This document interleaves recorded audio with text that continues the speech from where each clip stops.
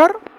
আপনাদের দুটি ভিডিওর মাধ্যম দিয়ে জানাতে পেরেছিলাম যে পঞ্জিকার দুটি মত এবং বছরের দুটি মত থাকে, অর্থাৎ প্রত্যেকটি ক্ষেত্রেই কিন্তু বেশিরভাগ দেখা যায় দুটি মত থাকে।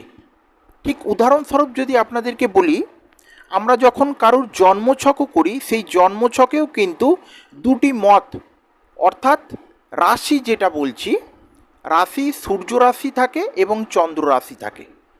ধরুন আমি কারুর যদি বলি মিথুন রাশি বা কারুর যদি বলি কন্যা রাশি, তো এটা আমাদের যেহেতু পূর্ব ভারত অনুযায়ী আমরা এই জন্মছক গণনা করে থাকি, তাহলে পূর্ব ভারতের আমরা বেশিরভাগ ক্ষেত্রে কিন্তু এই চন্দ্র রাশিকে কেন্দ্র করে মূলত গণনাটা করি।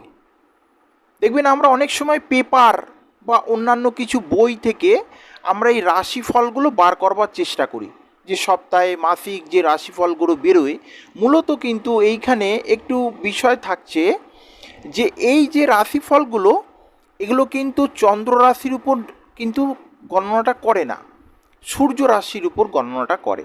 তা আমরা অনেকেই কিন্তু সূর্য রাশি যে জিনিসটা বা সূর্য রাশিটা কী সেটা কিন্তু আমরা অনেকেই জানি না বলে, তো সেই ক্ষেত্রে রাশির কিছু বিষয় আমাদের খুঁটিনাটি অনেক সময় মেলে না।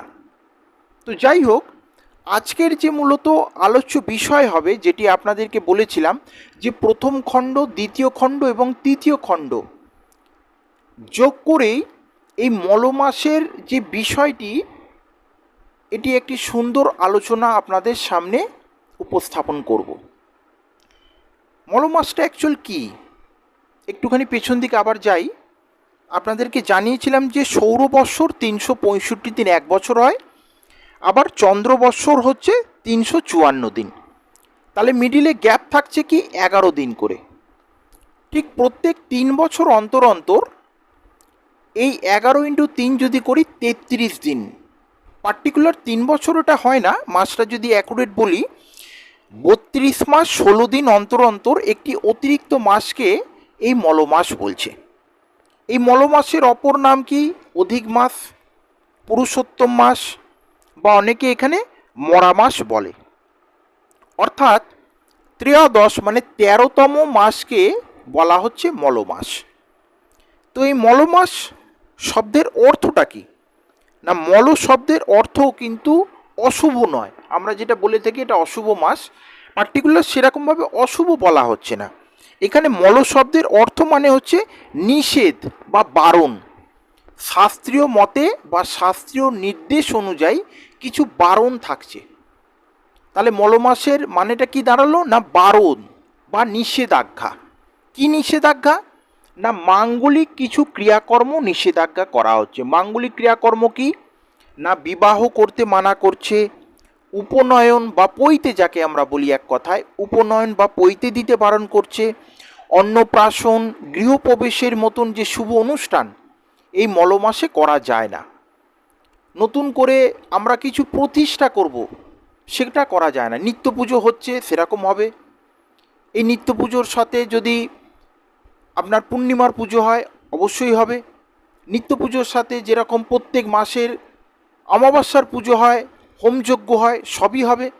কিন্তু নতুন করে কিছু সৃষ্টি, নতুন করে ধরুন আমার কিছু মনে হলো যে আমি কিছু গৃহপ্রবেশের মাধ্যম দিয়ে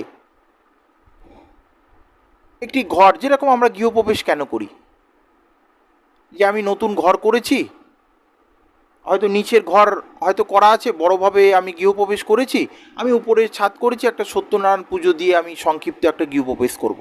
তো ওই ধরনের কিছু অনুষ্ঠান ক্রিয়া এই মলমাসের মধ্যে করা যাবে না।